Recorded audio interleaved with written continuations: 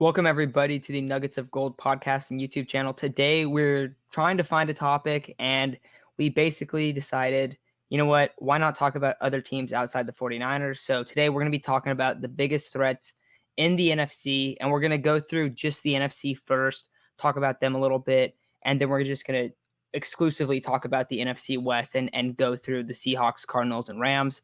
But let's get started with these NFC teams. I think we probably both have one team at the top. For me, it's the Buccaneers, and I'm just expecting that you're the same way, Aiden, right now. You just look at this team; they're bringing back almost everyone.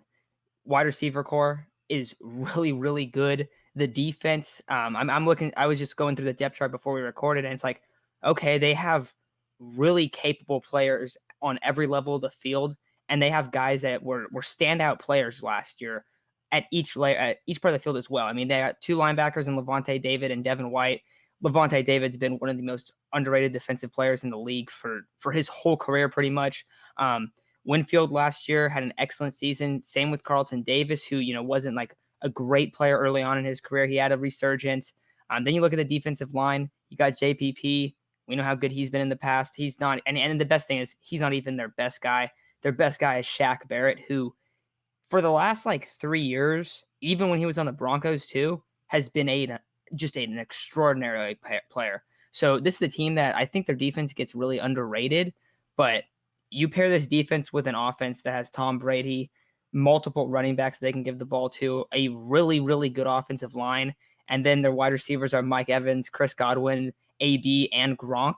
Not to mention they're getting OJ Howard back. Like it's just crazy.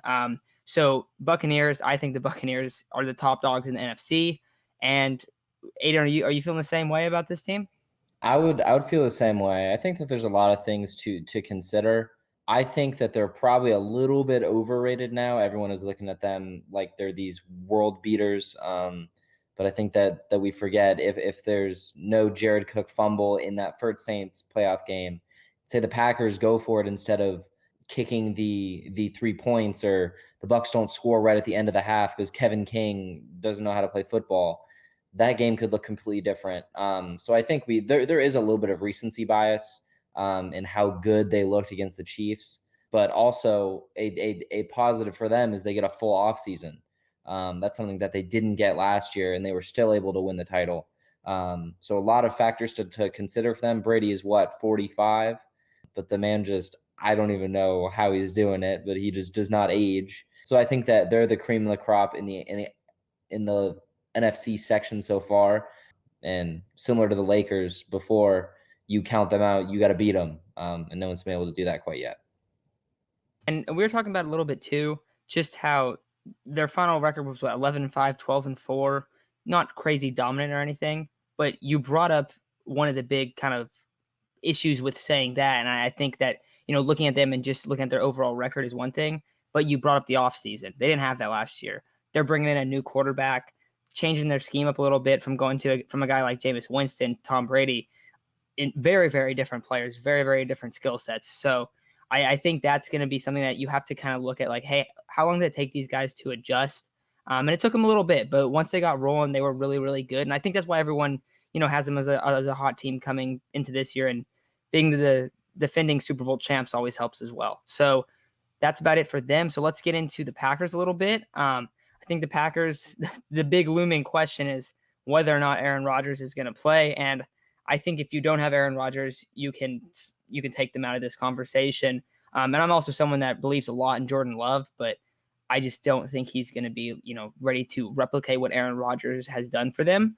Also, he's not going to be able to mask some of the flaws that the Packers have had, because Aaron Rodgers even hasn't been able to do that in the past. I mean, they've won. Everyone knows they've won one Super Bowl in his career, but just looking back at the last few years, they can't win, and it's not his fault. It's the defensive side of the ball. It's guys like Kevin King, and it's guys, either in the secondary just getting torched like he did in that last playoff game, and then you go back to 2019 when they lost to the Niners.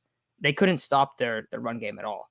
And you kind of look at these linebackers, it's Preston Smith, Kamal Martin, and Chris Barnes. I don't think that's really helping you a ton against the Niners. I think that this is a team that really suffocates you. So for me, you got to bring up the Packers in this discussion because they've been in the NFC Championship the last 2 years. They potentially have Aaron Rodgers, but I think that's the big thing. Because for me, if they have Aaron, yes, they're absolutely a threat. They're going to be a really good team in the NFC. But if they don't, well, then I think you can kind of take them out of this discussion. I think you're going to see a massive step back if they don't have him next year.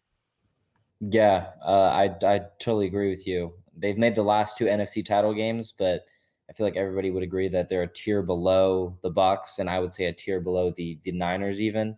But I don't think Aaron not playing takes them out of like the playoff picture. It's a weak division. The Bears don't really know what that offense is going to look like. The Lions are going to be awful, and I don't trust Kirk Cousins to win more than 7, 8 games. So if Love comes out and wins 9, 10 games just off the running game, and I mean, I think not having Rodgers cripples their chances at a title, but I think that they're going to be in that fourth, fifth tier of teams that we're going to talk about a little bit later. But if Rodgers doesn't play, I could still see them make the playoffs. But like you said, I don't think that they're going to be making any waves in the playoffs. And I think that the NFC Championship streak ends it too for them. Yeah, I definitely think that as well. And with Aaron, like without Aaron, they could definitely make the playoffs. But in terms of like, do I think if they met the Niners in the playoffs without Aaron, I think that that's just a bad matchup for the Packers. That's the way I see it. They could definitely knock off a team or two. Like, don't get me wrong. They still have a lot of good players on that team. You got Devontae Adams, that's going to help your quarterback a lot. An easy guy to just run that quick out when you're on the strong side of the field. So definitely think they could be an okay enough team, but I don't think they're that top end team that we've seen in the past couple of years. And even that team hasn't been able to really get over the hump. So, but moving on from them, I want to talk about the Saints a little bit, have them kind of in this discussion of these top NFC teams, and kind of makes you look back and look at the NFC and go, this isn't the strongest conference in the league.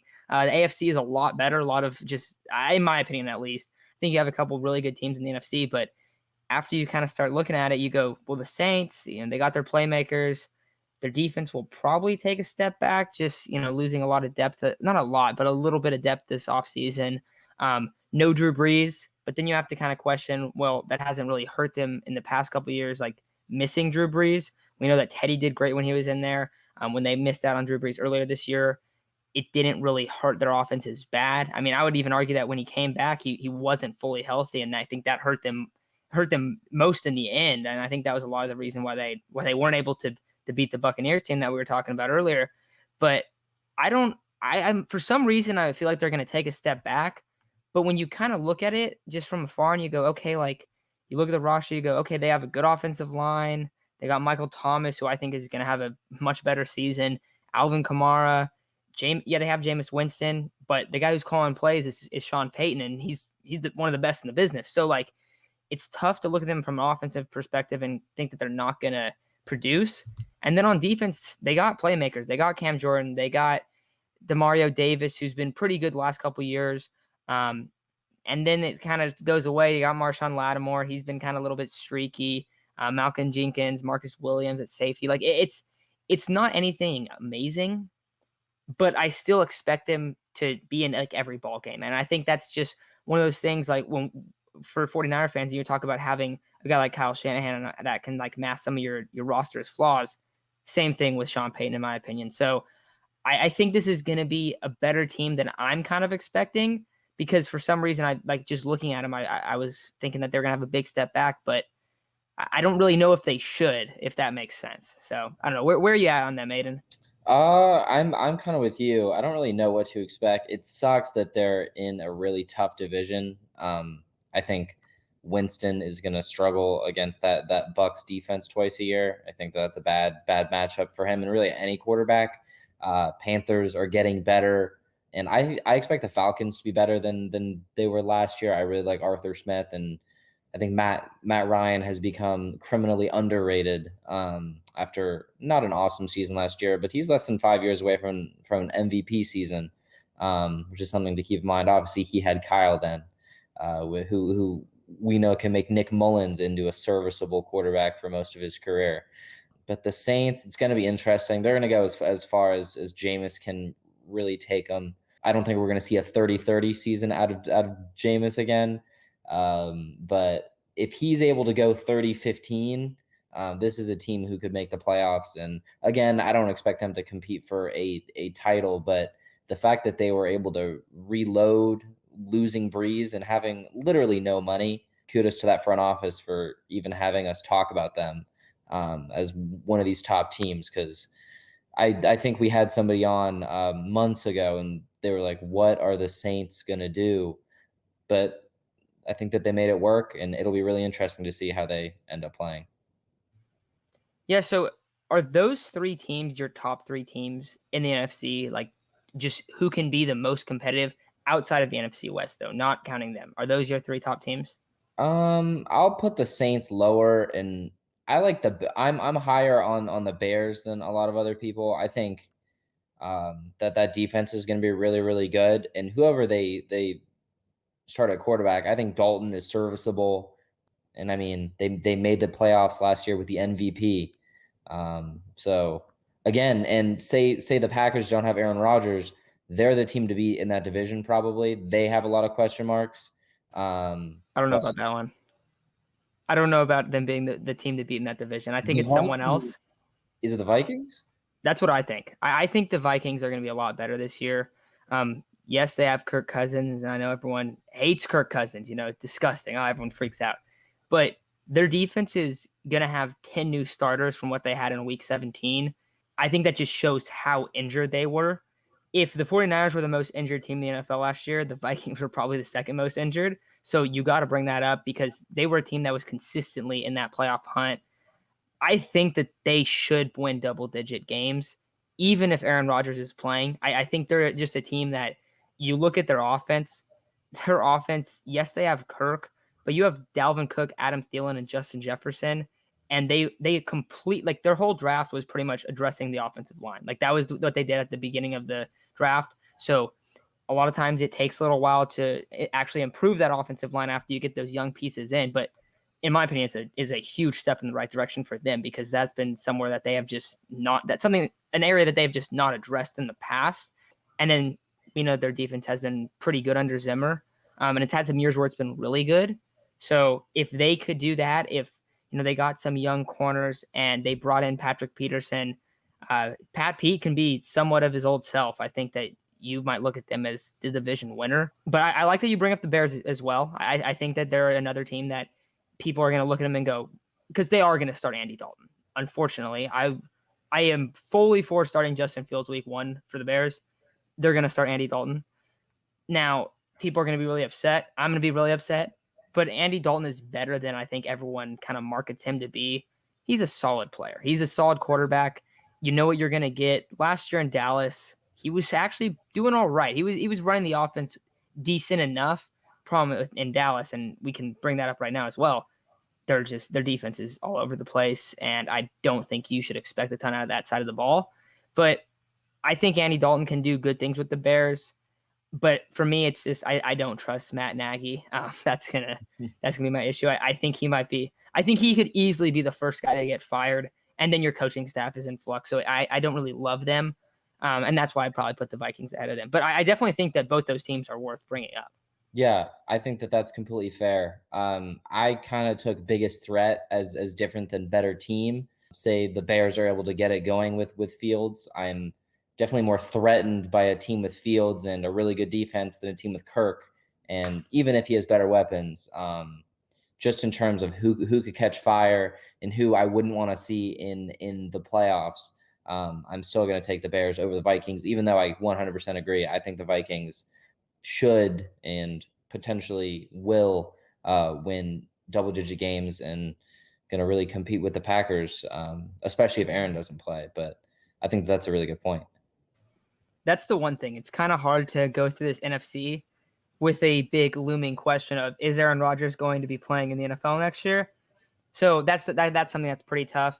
One other team that I'll bring up, and then we'll get into the NFC West teams, are the Panthers. I am a big advocate of putting all your stock into the Panthers right now. Huge Christian McCaffrey fan. I think that he's one of the few running backs in the game that really, really changes the game. Because we see that with Derrick Henry. I think the other guy we see that with is Christian McCaffrey. a lot of other great running backs, not trying to, say they're not special. But I think those two guys are much more special than everyone else in the league. Then you look at the rest of that offense. They got a guy in DJ Moore, and they did lose Curtis Samuel.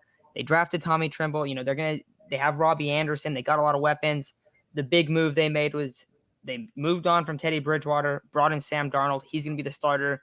Another guy that I am high on in the right situation, and we've talked about it before on here, Aiden, and I know that we've talked about it on the actual pod.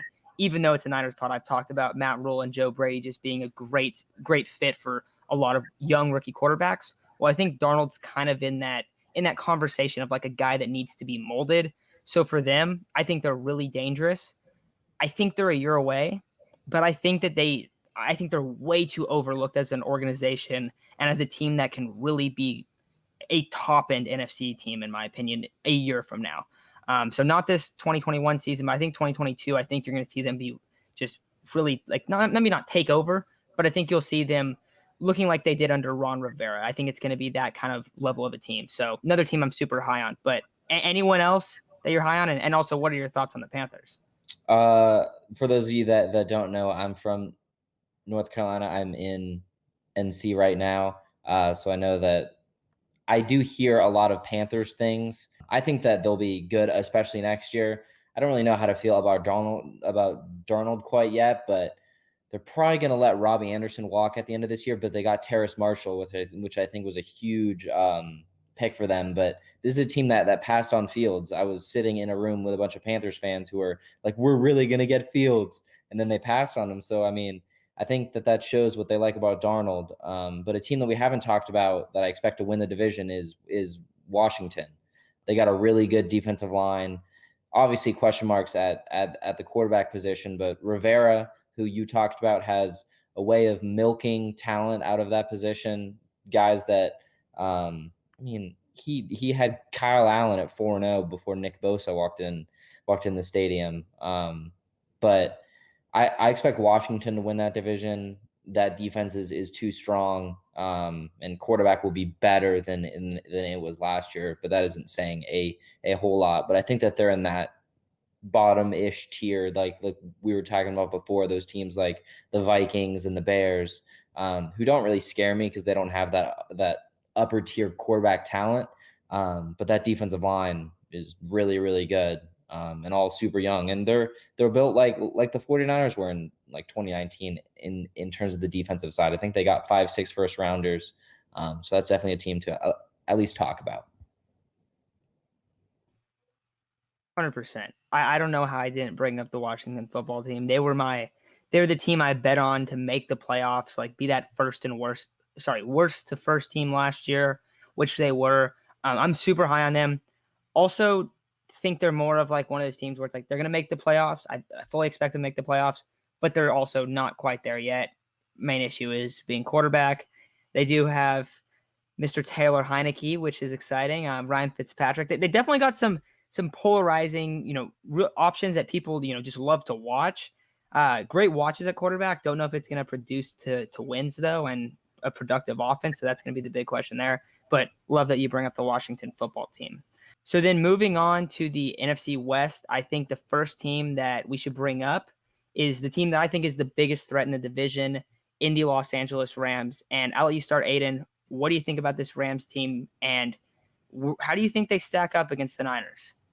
I think it'll be really, really I think that they match up very similarly. They obviously have the edge in terms of star power. They have Aaron Donald and Ramsey, who I would say cancel out Bosa and I guess Warner if you're doing it like that. But I think it should be interesting. The Niners have owned the Rams, at least in the regular season, the last few years, which I think counts for something. But they got better at the quarterback position. Goff is out of there. I expect them to either be 1 and Niners 2 or Niners 1, Rams 2. I think that they're matched really, really evenly. And it's going to come down to injuries and schedule and that kind of stuff, because I feel like they're both in the same tier in terms of winning a title, assuming Stafford is as good as we think he is, because we haven't really seen him win consistently. But he's been on the Lions, so it's hard to add. It's hard to put that on a guy like him. The stat that was going around Instagram all this week was that like 50% of his wins were game-winning drives, which is obscene. So expect the Rams to be good, expect the Niners to be good, but I think that those are the cream of the crop in the NFC West. Yeah, I fully agree with you. I think I have a couple concerns about the Rams, mostly going to be about their depth. Now, what we've seen in the past, though, kind of contradicts that, where we've seen like they've had depth questions in the past. That's been pretty much the biggest reason that people have kind of not expected them to do well. And it hasn't affected them that much just because it seems like Aaron Donald, Jalen Ramsey, having those guys on the defensive side of the ball, it just helps everyone else exceed their expectations. And we've seen that. We saw that last year with Leonard Floyd. Then they brought him back. Now they lost John Johnson. They also lost Troy Hill. And I think that they're probably going to be all right, but I think it's worth bringing up. I do think the Rams in 2021 should be expected to win the division. I think they're a better team than the 49ers right now. I think adding Matthew Stafford is absolutely massive. I don't think people really look at him, and I don't think everyone looks at him as a top 10 quarterback, and I absolutely believe that he is. You had a stat, Aiden. What was it? It was basically like the wins that he has almost are always coming from him at the end of the game, right? Like almost Mhm. every win is a game-winning drive. Was it something like that? I think I just said it, like 50% of all of his wins have been game-winning drives in some capacity, whether his team was tied or up or whatever. But I think it's like 37 out of 96 or something like that. It's right below 50%, which was super interesting. Yeah, and one of the things with him is a lot of people they're gonna argue, oh, Stafford hasn't won, he hasn't done this, and even me and you were talking about that, Aiden. But I think one of the things that makes it a tough spot to look at and talk about this team resembling what he had in Detroit, people will bring up, okay, he had Megatron, he didn't win with Megatron. He also never had an 1,000-yard rusher, and he's going to a McVay system that, that's what they do. They run the football. It's very similar to the 49ers where what they're trying to do is they're trying to suffocate you with the run, and they're trying to play really good defense. That's their goal. Their philosophy of how they're going to win games is very similar. So, a guy like Cam Akers, there's a lot on his plate. So if he goes down, can Darrell Henderson do it? Because he didn't look too great last year. So there's a lot of questions about the depth, I think. The offensive line as well. Whitworth is old. Austin Corbett's all right. Brian Allen's all right. It's just, it doesn't like stand out like, oh, look, all these big names. And I'm not going to sit here and act like I know exactly how all their offensive line looked last year. But I think it's another spot where you got to talk about the depth. And they just haven't had a ton of picks, a ton of early round picks, but they've been able to hit on these day 2 and day 3 picks, and they've been really successful in the last couple of years. So for them, I think a lot of it's going to be hoping that that's what they did again this year. They hit on the picks that they had in the draft. So it's going to be tough to see how that depth plays out. But overall, the top end of this team is top tier. So I think they're going to be good, and I think they should be expected to win 12 or more games. But anything else you wanted to add before we move on to the Seahawks? No, I think that you touched on it. Expect them and the Niners to be 1A, 1B. I don't know how it's going to shake out. And I think injuries are going to play a huge part, both in terms of depth and with the horrible luck the Niners had last year. Hopefully they get some good luck this year. Yeah. So let's move on to the Seattle Seahawks. I think the first thing that we got to talk about is the defense. We've definitely been a little bit critical of them in the past, and I think it's fully fair to do that. I really do. They have Bobby Wagner, future Hall of Famer, Jamal Adams, though he wasn't great last year. He was a very good player off the edge, kind of playing a different role than he had played on the Jets. So we'll see what he looks like this year. He also got injured early on, so not fair to put like a ton on him. Carlos Dunlap, he's an older player, but he was still productive last year. He's been productive his entire career. But then you look around and you go, okay, well, what about defensive tackle? They got Puna Ford, Brian Mon. Other defensive end is Kerry Hyder. We saw him in San Francisco last year, and a lot of people wanted to bring Kerry Hyder back. I was for bringing Kerry Hyder back, but it was clear that he was going to be a reserve player. And that's the difference to the Seahawks team for me is they just have too many guys that are fringe starters, and they're like top tier guys. It's not like they can't help overcome like not having a super strong roster.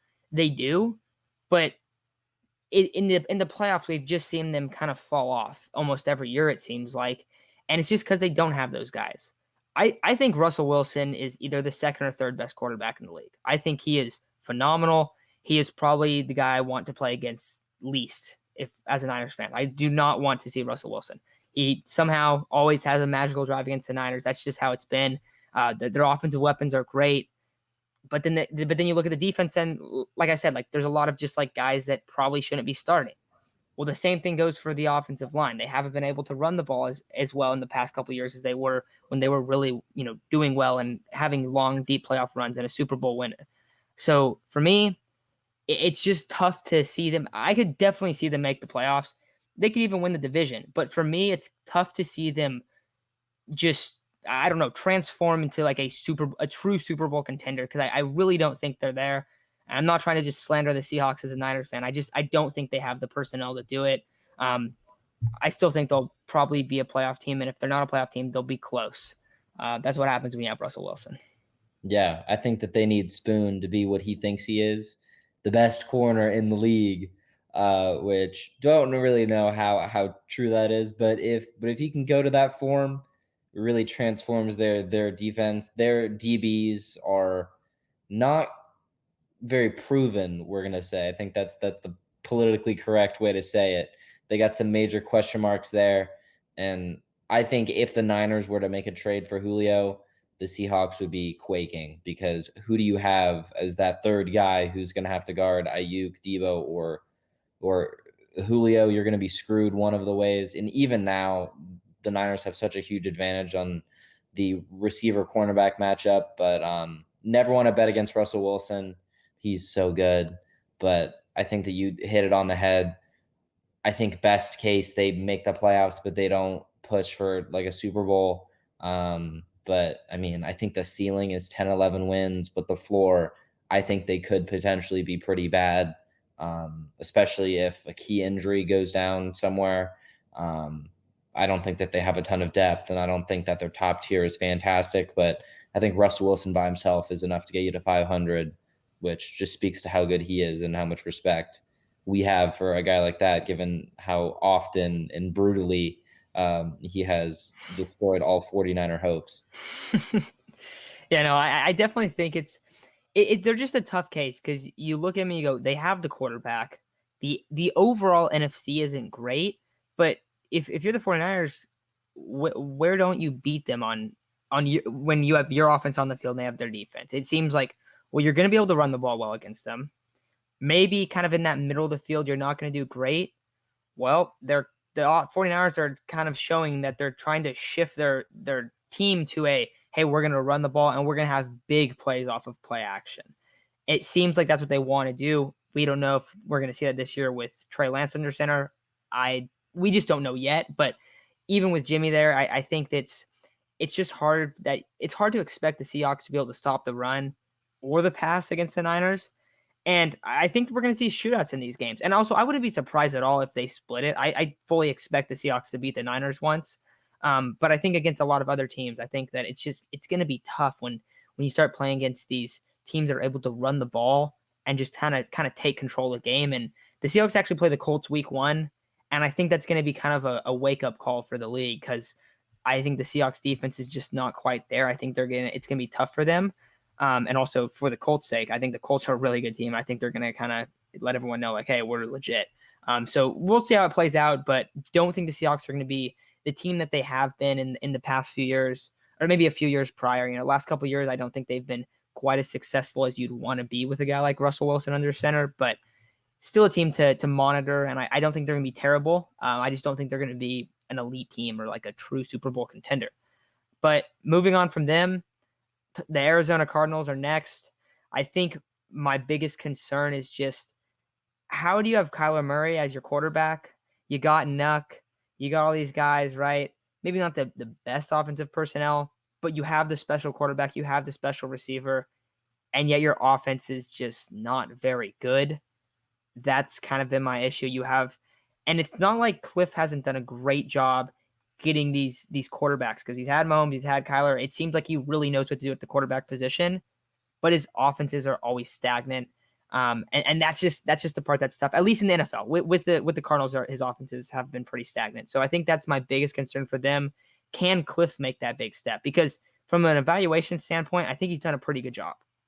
But the offense just hasn't produced, and you're going to have to produce at one point. So I think for him, I think that's my biggest concern with the Cardinals, is just, can Cliff produce? So, Aiden, is that something that you're kind of questioning too, or like, is that something that you're wondering about? 100%. Cliff is a guy who's had Mahomes, Baker, now Kyler, and has never finished above 500. He's a guy who I need to see succeed over the course of a season. I've never seen it. The Cardinals have the personnel to do it. Would look awesome if we were 8 years in the past with Watt, Green, Fitz. But Kyler is so good. I think as Russ, fingers crossed, starts to taper off, I think Kyler's going to only get better, and he's going to kind of take the role of that guy in the NFC West that's stuck with a coach who is pretty much just holding him back. I think the Cardinals need to move off from Cliff, and I think that if they don't make the playoffs this year, that's what they're probably going to do. But again, they have the offensive personnel that I'm a little bit wary. They beat us in week 1 last year. They look good, but obviously they weren't able to sustain that, and lost in week 17, if I'm not wrong, to us with a playoff spot on the line, which I think just sums up what Cliff is and the question marks that we have. But I think, like the Seahawks, 10-11 win ceiling, but could be bad as well. I don't love their defensive backs. I think they have Buda Baker, and that's pretty much it. Yeah, their other corners, their corners are kind of lacking. They got Byron Murphy, and Malcolm Butler, and then I think their first guy off the bench is going to be Robert Alford. So not the best tandem there. Not awesome. Good thing Buda's a stud safety. He's a beast, but they need Simmons to take a big step. He was a letdown as a rookie. Also, I'll just add with him, I don't know how much of that is on him. They're kind of it seemed like they were having him bounce all over the place for some of it, which was weird. And towards the end of the year, he did get on the field a lot more. So, like, for his sake, hopefully that'll help him a lot. And he's a crazy number too. What kind of guy wears 48? Come on. It doesn't bode well for success. No, definitely not. But yeah, I think that you summed it up. I think that they're limited by their head coach, which is unfortunate given the quarterback. I do think it's that he could turn around. I think this is a very, like, a huge turning point for Cliff and just the Cardinals in general, because their offseason was sort of like, hey, we were all right. Like, we were almost a playoff team, not quite there. We need to get a little bit better. So we're going to sign high upside, high risk guys. We're going to have these 2 big signings in J.J. Watt and A.J. Green. I definitely think there's a lot more upside with J.J. Watt, especially playing across Chandler, or maybe inside, I guess, Chandler Jones. Probably inside and outside a little bit.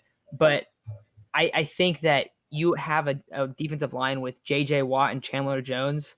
Just the name value jumps off the page. But those are 2 guys that are probably going to be – no, not probably. They are absolutely going to be Hall of Fame players. And Chandler Jones might be a guy that you might not expect that. Go look at his career numbers. He has over 100 sacks. Like, he's definitely going to be a dude that's there.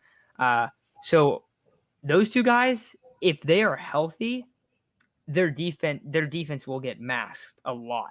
And you have guys like Buda Baker being a playmaker. If Isaiah Simmons can figure it out, hey, that's a very formidable defense in my opinion. But that's a big if. And then on offense, you have I think it's just the if with Cliff on offense. And Kyler's been great, but he hasn't been able to really win yet, and very young in his career. But I think he's a really, really good player. So if their offense can look better and they can stay healthy, I think they have a ton of upside. I think they're good enough at their highest point to be the division winners, but I also think they could very easily be the team in last place. So I think it's just all over the place, ton of upside, a lot of guys that could go down and have gone down in the past. So that's where I'm kind of at on them. But anything else you wanted to add? Yeah, I think that you hit it on the head. I think it's Cliff's make or break it year. I'd be surprised if he wasn't on the hot seat now, and if they miss the playoffs again and don't look great. Expect a new coach in Arizona next year. Probably put my name in the hat. The job can't be that hard. You got a lot of playmakers over there, but I guess we'll see. Yeah, so I think that's going to do it for today's episode. Thanks everyone for listening. If this is your first time checking us out, make sure to subscribe. We're going to be getting 49ers content out all off season, even when things are slow like this to figure out some sort of topics. But I think this was a really fun episode to kind of look at these teams in the NFC, because it's definitely not as top heavy as it was a couple of years ago, but you still got a lot of good teams, and there's definitely going to be some surprises in the season. So fully expect that to happen. This is your first time checking us out. I mentioned last time we're part of Undrafted Sports Network, and we are currently looking for sports writers.